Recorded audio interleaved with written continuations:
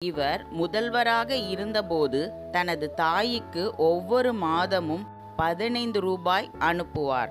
முதல்வரின் தாய் என்று எங்கும் கூறி ஆதாயம் தேடக்கூடாது என்று கூறி வைத்திருந்தார்.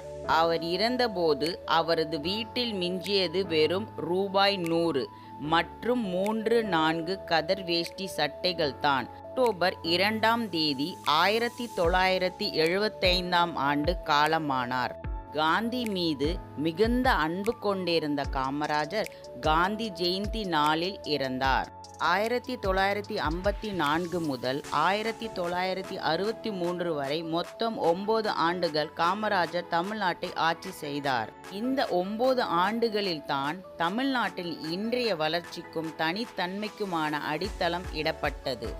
தனக்காக உழைக்காமல் மக்கள் நலனுக்காக உழைத்த ஒரே தலைவர் நம் படிக்காத மீதி காமராஜர் தான்.